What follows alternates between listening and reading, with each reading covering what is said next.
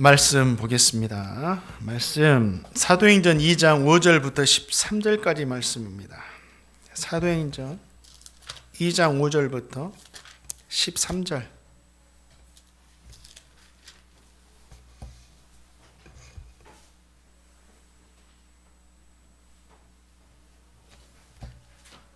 사도행전 2장 5절부터 13절입니다. 한 절씩 나눠서 읽겠습니다. 그때 경건한 유대인들이 천하 각국으로부터 와서 예루살렘에 머물러 있더니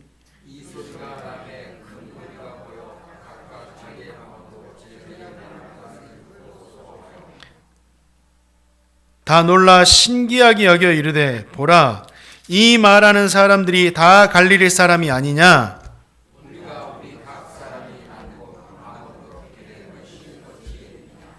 우리는 바데인과 메데인과 엘람인과 또 메소포타미아, 유대와 갑바도기아, 본도와 아시아,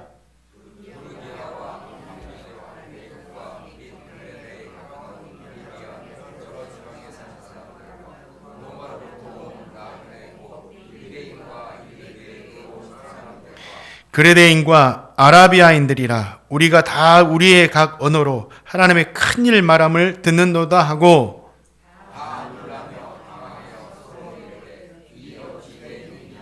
함께 읽겠습니다. 또 어떤 이들은 조롱하여 이르되 그들이 새 술에 취하였다 하더라. 아멘. 주님의 말씀에 따라서 성령을 기다리던 120명의 사람들에게 바람과 불 같은 성령님이 임하셨습니다. 근데 이 말씀을 증거하면서 염려되는 것이 한 가지가 있는데 뭐냐면, 지금도 예수님을 믿고 영접한 사람들에게 성령님이 임하시는데, 그때 당시 초대교회 120명이 성령을 받았던 것처럼 바람처럼 불처럼 그렇게 보일 정도로 임하시는가, 여기에 대해서는 한번 생각을 해봐야 됩니다. 이렇게 정말 표면적으로 120명에게 일어난 사건이 지금도 있게 되는가?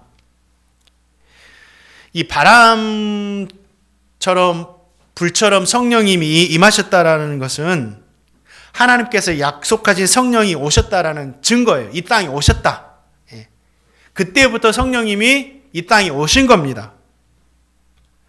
그래서 이 현상은 성령님이 오셨구나라는 것을 우리에게 보여주시는 것이지, 성령이 임할 때마다 바람처럼 불처럼 임하는 것은 아니에요.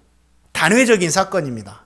이거는 성령이 그때부터 이 땅에 임하셨구나 증거해 주시는 거예요. 그러면 저와 성도님도 기도할 때 주님, 바람 같은 성령, 불 같은 성령이 저에게 임하여 주옵소서 막 이렇게 기도하잖아요. 이런 기도는 어떤 기도인가? 정말 그 초대교회처럼 이러한 현상이 표면적으로 막 일어나달라고 기도하는 것인가? 근데 우리 성도님이 실망할 수도 있는데, 아무리 그렇게 기도해도 그때 당시처럼 막 바람이 훅 불고 불처럼 그렇게 임하지는 않으세요. 표면적으로 보일 정도로. 그거는 단회적인 사건입니다. 성령님이 이 땅에 임하셨다라는 걸 보여주는 거를. 그런데 동일한 것은 있어요. 지금도 성령이 임하실 때는 바람처럼 임했다는 뜻이 무엇입니까? 생명을 불어넣어 주셨다라는 거죠. 죽은 영혼을 살려 주셨다라는 거예요. 성령이 임하시면 죽은 영혼이 살아나게 돼 있어요. 새로운 생명이 불어넣어지게 돼 있습니다. 그것이 바람처럼 우리에게 임하여 주옵소서 할 때 응답하시는 거예요. 불처럼 임하여 달라는 건 뭐예요? 막 불꽃이 보여가지고 이게 아니라 우리를 거룩하게 하시고 죄를 용서하셔서 거룩한 하나님의 백성으로 거듭나게 하옵소서, 이걸 기도하는 거예요. 지금도 바람같이 불같이 임하시는 성령님은 우리에게 새로운 생명을 주시고 우리를 거룩하게 하셔서 하나님의 백성으로 삼아 주신다. 기억하시기 바랍니다. 이 바람과 불 같은 성령님이 임하신 그들에게 성령의 충만함을 받게 되었습니다. 그리고 성령 충만함 받은 그들이 각종 방언으로 예루살렘에 모여있던 사람들에게 나가서 하나님이 하신 큰 일에 대해서 막 전하기 시작하는 거예요. 그것이 오늘 말씀입니다. 이 말씀 가운데 저 성도님에게 주시는 귀한 은혜들이 있어요. 정신을 바짝 차리시고 들을 때 하나님께서 우리에게도 동일한 은혜와 성령 충만을 주실 줄 믿습니다. 이 시간 말씀 들으러 왔잖아요. 집중하시고 하나님의 은혜를 받고 가시기 바랍니다. 저도 이 말씀 준비하면서 주님, 우리 성도님들 은혜 받아야 됩니다. 정말 제가 다른 것 못하더라도 최선을 다해서 준비할 테니까 은혜 주십시오 하고 준비를 합니다. 2, 3절 말씀에는 120명의 사람들이 기도할 때 성령이 임했다라고 말하고 있죠. 4절에서는 성령의 충만함을 받았다라고 이렇게 이야기를 하고 있어요. 그럼 우리 성도님들이 제가 설교할 때 가끔씩 성령의 임하심과 성령의 충만함에 대해서 이야기를 해드렸는데 이 시간 이 말씀을 들으면서 확실히 정립했으면 좋겠습니다. 성령의 임하심은 어떤 것이고 성령의 충만함 무엇인지 다 성령께서 하시는 일이지만 다른 부분이 있다라는 거죠. 그러면 성령의 임하심이 무엇이냐? 하나님은 구약 성경 여러 선지자를 통해서 특별히 요엘 선지자를 통해서 성령을 만민에게 부어주시겠다라고 하나님께서 약속을 해주셨습니다. 내가 성령을 만민에게 부어주겠다. 요한복음 14장에서 그 약속의 말씀을 우리 주님께서 다시 한번 언급을 하세요. 하나님께서 약속하신 때가 되면 하나님께서 약속하신 성령을 너에게 주실 것이다. 그러면 하나님께서 성령을 주시겠다라고 우리에게 임하게 하시겠다라고 약속을 하셨는데 그 약속된 성령님은 어느 시점부터 오시는가? 그걸 우리가 알 필요가 있어요. 요한복음 16장에서 주님은 자신의 죽음에 대해서 말하시면서 성령님이 오시는 시점을 알려주십니다. 자, 요한복음 16장 7절 말씀 읽어보겠습니다. 요한복음 16장 7절 읽겠습니다. 시작.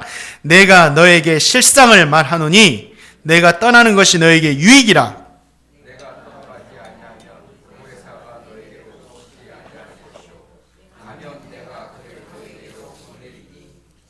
아멘.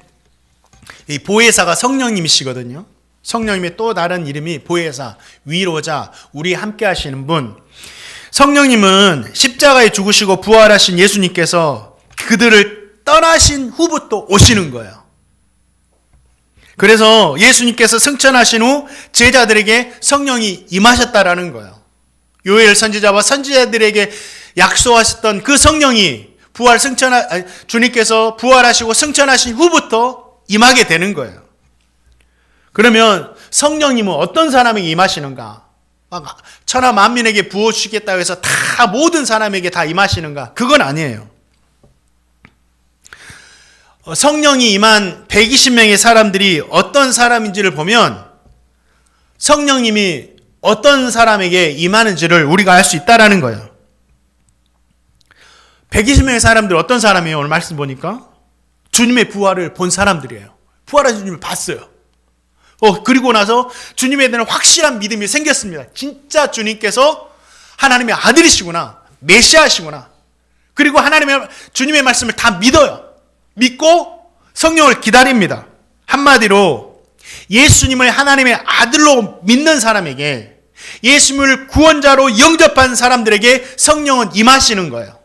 이 땅에 수많은 사람들이 있지만 그 중에서 예수님을 믿는 사람들에게 성령이 임하신다라는 겁니다.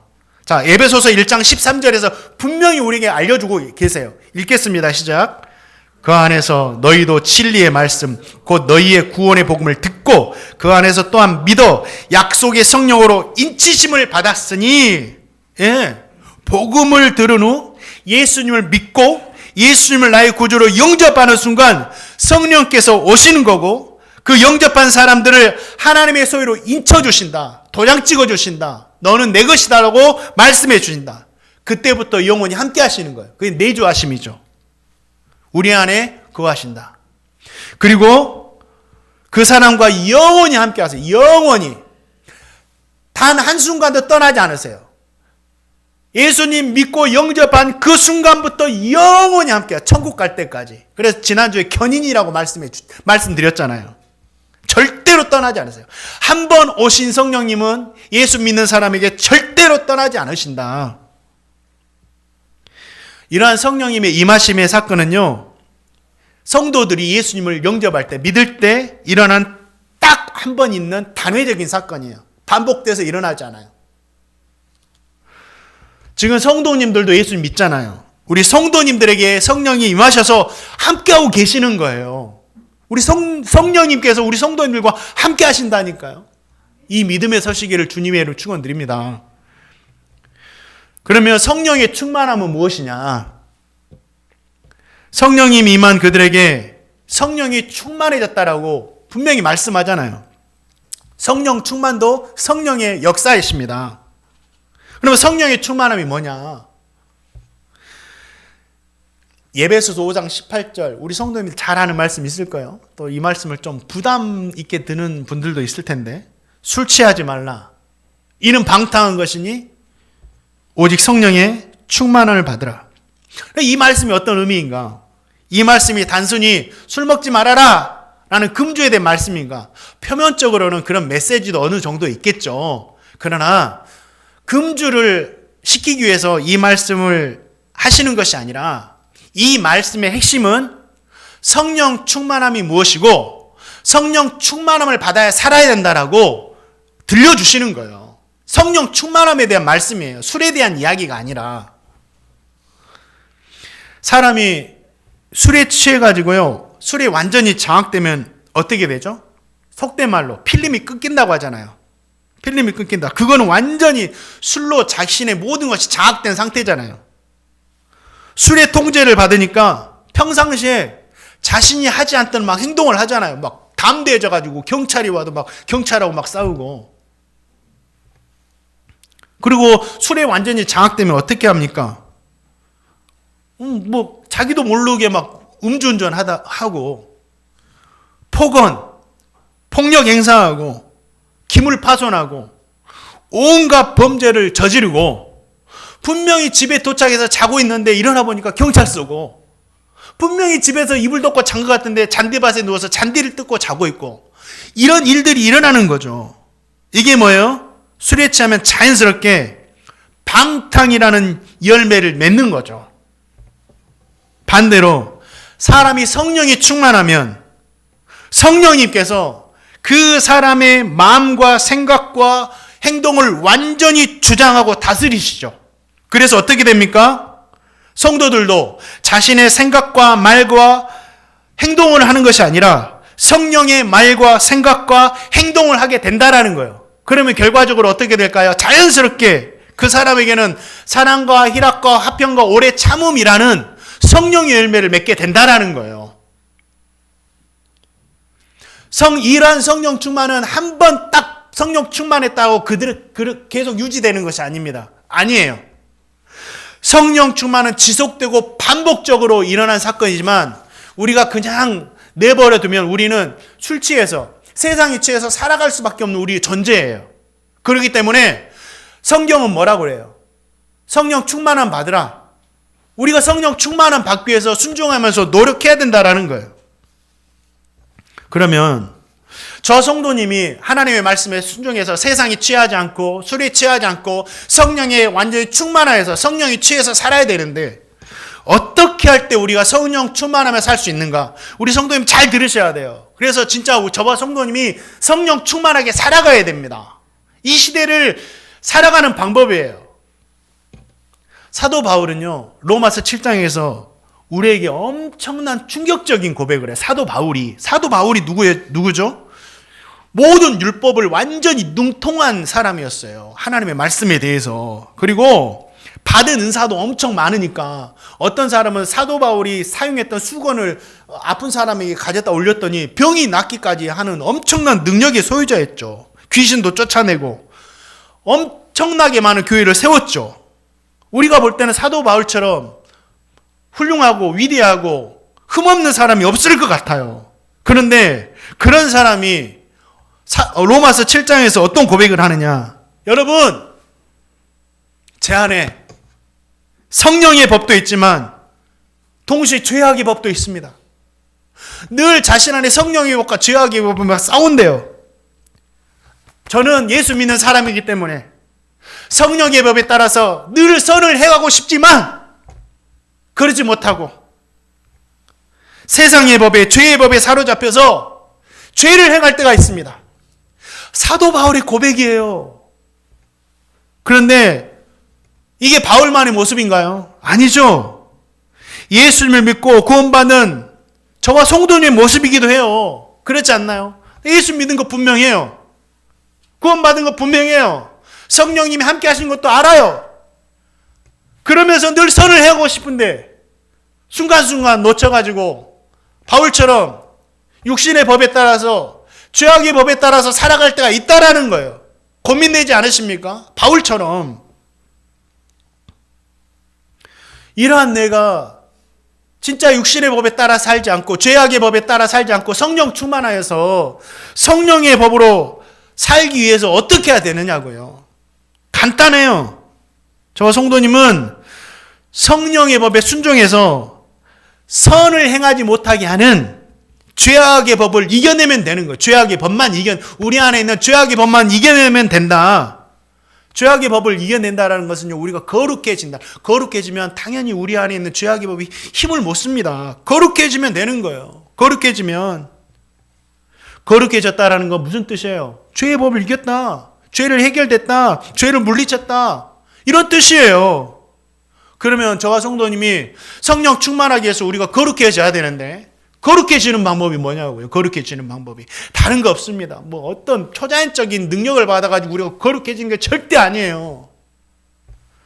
디모데전서 4장 5절 말씀 한번 읽어보겠습니다. 디모데전서 4장 5절 읽겠습니다. 시작. 그렇죠. 하나님의 말씀과 기도밖에 없어요. 우리가 거룩해지는 방법은 하나님의 말씀을 늘 읽고 듣고 묵상하고 순종하고 항상 하나님과 교제하고 뜻을 구하고 은혜를 구하며 기도할 때 우리가 거룩해지는 거예요. 그때 성령 충만해지는 겁니다. 그때 세상의 모든 것들을 이겨낼 수 있는 겁니다. 술에 취하기 위해서는 어떻게 해야 돼요? 우리 술에 한번 취해 보셨어요? 다 거룩하셔가지고 나는 술이 뭔지 몰라 하실 수도 있지만 술에 취하기 위해서는 어떻게 해야 되겠어요? 술을 취할 때까지 먹으면 되는 거예요. 필리 끊길 때까지 계속 먹으면 되는 거예요. 그럼 술 취해지겠잖아요. 그럼 우리가 성령에 취하기 위해서 성령 충만하게 위해서는 그럼 뭘 먹어야 될까요? 말씀과 기도를 매일 먹고 마셔야 됩니다. 언제까지? 성령 충만해질 때까지. 성령 충만함을 계속 유지하고 싶으세요? 계속 말씀과 기도를 먹어야 돼요. 그래야지 우리가 성령 충만해진다. 그것 없이는 우리는 절대 성령 충만해질 수가 없습니다. 성령님 우리 함께 하더라도. 성령 충만하다는 것은요, 신비한 것을 체험하고 신비한 능력을 받아 사는 것이 절대 아니에요. 매일 자신 스스로가 하나님의 말씀과 기도를 먹고 마시면서 그 힘과 지혜로 사는 거예요. 그럴 때 성령의 다스리심을 받습니다. 저도 느껴요. 제가 청소년 때 2박 3일 동안 수련회를 갔거든요. 수련회 가면 뭐예요? 기도하고 말씀 듣고 말씀에 따라 프로그램하고 친구들 만나면 성경 암송하고 2박 3일 동안 그것만 해요. 그러니까는 진짜 그 프로그램에 마음을 다해서 참여하면 어떻게 될까요? 성령 충만해질 수밖에 없어요. 그럼 내 생각도 내 마음도 내 언어도 성령의 이야기를 하게 돼 있어요. 생각을 하게 돼 있어요. 저는 그걸 체험했거든요. 수련회에 돌아왔어요. 여름에 아버지가 오랜만에 왔다고 3만 원인가 용돈을 주셨어요. 감사하다고 11조 해야지 하고 책상에 또 올려놨어요. 그래가지고 이제 쓸 때가 있어가지고 오후에 없어졌어요. 보니까 우리 형님이 가져가 버린 거예요. 보통 때 같았으면 제가 울고 불고 난리 쳤을 거예요. 내 돈이야! 내 돈 하면서 누가 가져갔어! 하면서. 근데 형이 가져간 걸 알아도 우리 어머니한테 뭐라고 했냐면 저 성령 충만하잖아요. 어머니 형이 필요하니까 가져갔겠죠. 괜찮아요. 저는 그런 사람이 아니잖아요. 아니에요. 근데 2박 3일 동안 성령이 충만했으니까 그렇게 되더라는 거예요. 어머니도 놀라시고 세상이 이렇게나 변할 수 있냐. 나중엔 다시 돌아왔지만 우리 성도님들, 그러니까 우리가 끊임없이 말씀과 기도를 먹고 마실 때 우리가 성령 충만할 수 있다고요. 하나님의 생각을 할 수 있고 하나님의 말을 할 수 있다고요. 120명의 성도들도 왜 어떻게 성령 충만하게 했어요? 하나님 말씀 듣고 순종하고 기도하다가 성령의 임재하심을 받고 충만하게 된 거예요. 이걸 기억하세요. 저와 성도님 모두도 매일 말씀 듣고 읽고 묵상해야 됩니다. 예, 그리고 그것을 먹고 마시면서 살아가시기 바랍니다. 그럴 때 어떻게 된다? 성령의 충만함을 받을 수 있다라는 겁니다. 또 한 가지, 오늘 말씀 보니까 성령의 임하심과 충만함이 있던 날은 마침 어느 날이다 그랬어요? 오순절 날이에요. 오순절. 오순절은 6월절 초막절과 함께 이스라엘 3대 절기였습니다. 6월절 지나고 50일째 되는 날이었죠. 이날은 처음 추수한 곡식을 하나님께 감사함으로 드린 날이 오순절이었어요. 그날에는 모든 유대인 남자들 예루살렘에 모여서 하나님께 제사를 드렸죠. 하나님을 섬긴다는 유대인뿐만 아니라 외국에 사는 흩어져 사는 유대인들과 외국에서 유대교로 개종한 사람들까지 예루살렘에 몰려와가지고 다 머물러 있던 날이 오순절이었습니다. 자, 얼마나 많은 사람들이 모여있느냐. 9절부터 11절까지 보니까 천하 각국에 모인 사람들이 어느 정도 되냐면 바데인부터 아라비아인들까지 약 15개국에서 오는 사람들이 유대 예루살렘에 다 모여있던 거예요. 자, 그 사람들에게 이 120명의 사람들이 한 일이 있어요. 성령 충만을 받고. 자, 사도행전 2장 4절 말씀 같이 한번 읽어봅니다. 읽겠습니다. 사도행전 2장 4절 말씀 시작.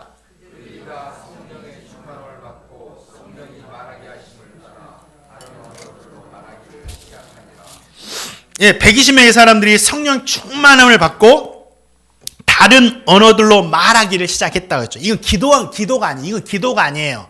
방언 기도가 아닙니다. 그들이 사용했다 다른 언어로 말했다고 해서 다른 언어는 뭐예요?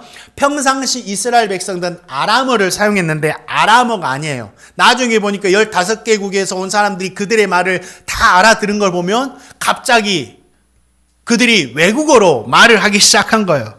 그런데 어떤 말을 했느냐?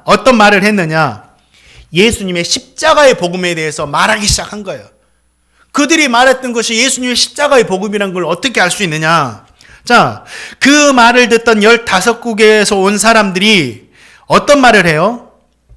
우리가 120명으로부터 11절 보니까 하나님의 큰일 말함을 듣는도다. 다른 언어로 하나님의 큰일을 말했다라는 거예요. 그 많은 외국인들에게.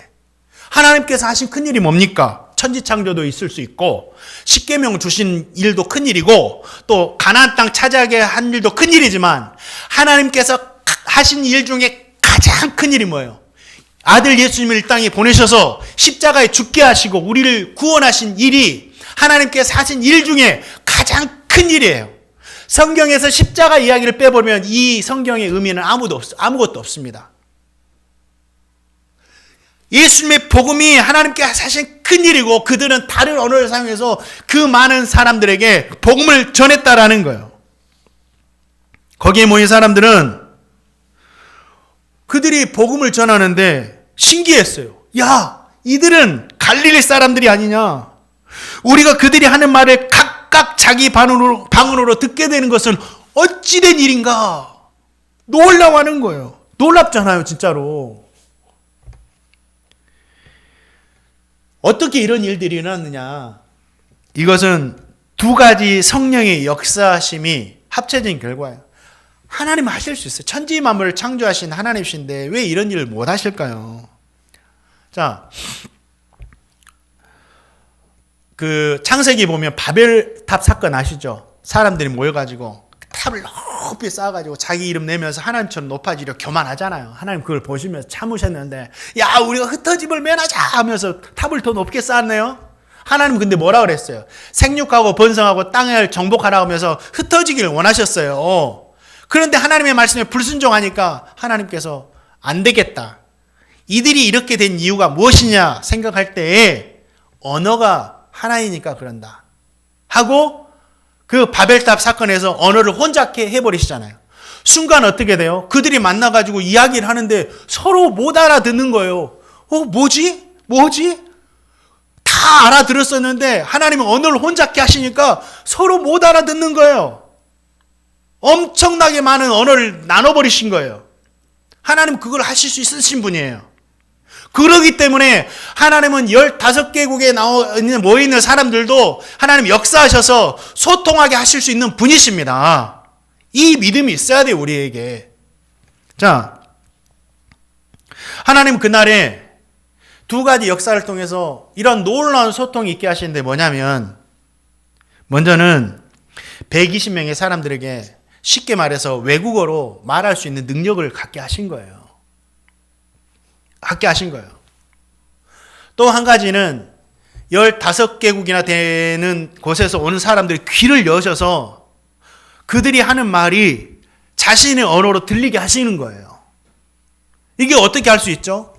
베드로가 그들 앞에 서서 하나님의 복음을 전하고 설교를 합니다. 베드로도 아람어를 사용해서 설교를 했을 거예요. 그런데 그 언어를 3,000명이나 되는 사람들이 듣고, 더 많은 사람 들었겠죠. 회심한 사람들만 3,000명이니까 3,000명이 그 말씀에 은혜를 받고 예수를 믿게 됩니다. 그럼 3,000명의 사람들이 유대인만 있었을까요? 아니에요. 기록에 보면 거기에는 로마에서 온 사람들도 있었고, 로마에서 온 사람들은 복음을 듣고 예수님 영접하고 로마로 돌아가서 교회를 세웠다라는 기록도 있어요. 그러니까 베드로는 자신이 사용하던 아람어로 말했는데 거기에 있는 모든 사람들은 하나님 귀를 열어주시니 자신의 말로 들려지겠다라는 거예요. 이것이 성령의 역사예요. 우리가 이것을 현실적으로 경험하게 될 날이 올 거예요. 그때는 언제죠? 천국에 가서. 천국에 가면 다 언어는 하나로 됩니다. 내가 무슨 말을 하는데 소통할 수 있게 되고. 그러면 우리는 오늘 일어난 이 말씀에서 일어난 일들인데, 저와 성도님은 이 말씀에서 무엇을 알 수가 있냐고요. 몇 가지 말씀 전하고 오늘 마무리하겠습니다. 오순절날 성령이 임하시고 성령 충만을 받은 120명의 사람들로부터 뭐가 시작되죠? 교회가 시작됩니다. 이 성령 충만함 사건은 교회의 시작을 알리는 사건이었어요. 교회가 시작되는 거예요.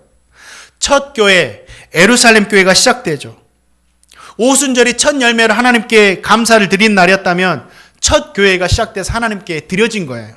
하나님께 드려진 교회는 가장 먼저 하나님께서 원하신 일들을 하죠. 그게 뭐예요? 복음을 전하는 거예요. 그래서 교회의 처음 사명은 복음 전하는 거예요. 복음 전하는 것이 없으면 교회의 목적은 없는 거예요. 복음 전합니다. 그들이 얼마나 많은 사람들에게 복음을 전했는가. 하나님께서 그것도 전략이었습니다. 하나님의 전략. 엄청난 전략이었어요. 오순절날 성령이 임하고 복음 전하게 했던 게 1세기에 예루살렘에 상주했던, 평상시에 상주했던 인구가 5만에서 10만 명 정도 되었다 그래요. 기록에 의하면 절기가 되면 그곳 가운데 가장 많이 모였을 때가 50만 명 정도가 모였다고 합니다. 그날을 주님께서 사용하신 거예요. 성령 충만해서 그 모임 많은 사람들에게 언어를 하나 되게 하시고 소통하게 하심으로 말미암아 120명의 사람들 통해서 온 세계에 먼저 복음 전하게 하신 거예요. 하나님께서 먼저 선교의 장을 열어버리신 거예요. 이 사람들이 먼저 선교를 한 게 아니에요. 하나님께서 복음을 전하시고 외국에 있는 많은 사람들에게 복음을 전케 하신 거예요. 하나님은 오순절을요 그렇게 사용하셨어요.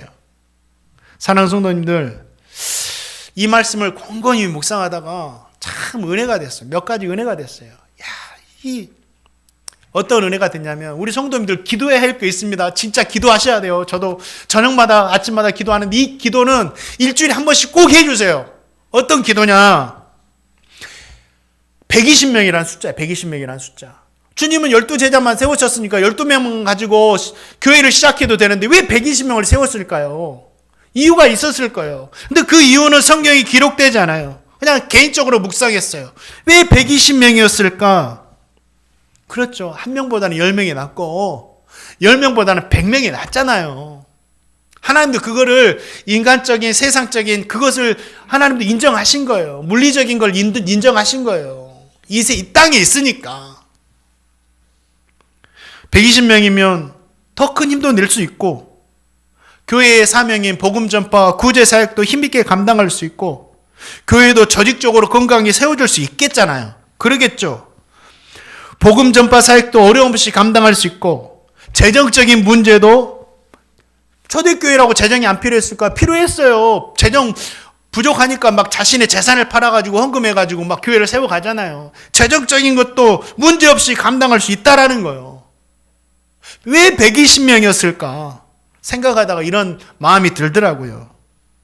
사람들은 이 설교를 듣고 유치하게 생각할지 모르지만 저는 기도했어요. 하나님, 우리 교회 이와 같이 성령 충만한 120명의 장년 성도가 이루어질 수 있도록 부흥시켜 주십시오.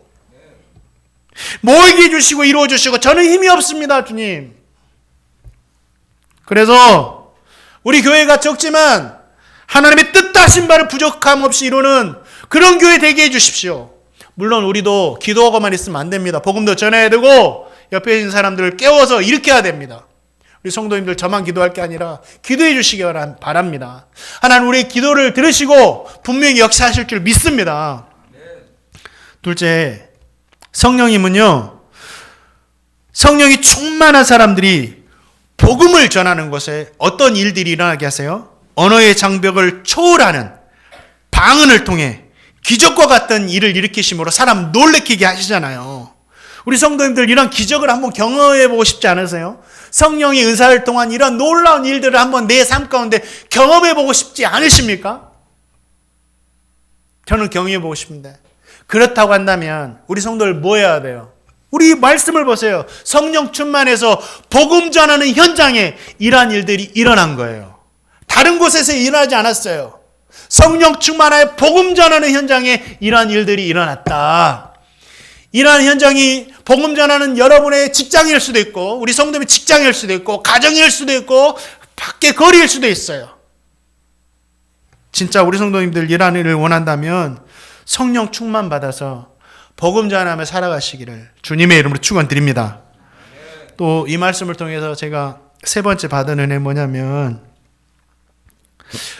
방언은 이 성도들에게 주시는 성령의 은사입니다. 은사, 선물로 주시는 거예요. 방언뿐 아니라 복음 전하는 곳에 예언하는 일, 치유하는 일들도 지금 이러한 일들이 일어나고 있어요. 저는 부인하지 않아요. 일어납니다.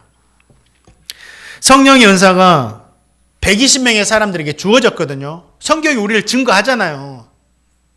그런데 이 은사의 일이 그 당시만의 일인가? 아니에요. 성령님께서 역사하시는 지금도 그 일들은 일어나고 있다라는 겁니다. 분명히 성경에서 은사를 주신다라고 했어요. 각각 필요에 따라 우리 성령께서 나눠 주신다라고 말씀했어요. 더 큰 은사를 사모하라고 말씀했어요. 이게 뭐예요? 사모하는 자에게, 하나님 필요한 자에게 나눠 주신다라는 겁니다. 여러분 은사 받고 싶으면 우리 성도님들이 필요한 사람이 되세요. 사모하세요. 주십니다.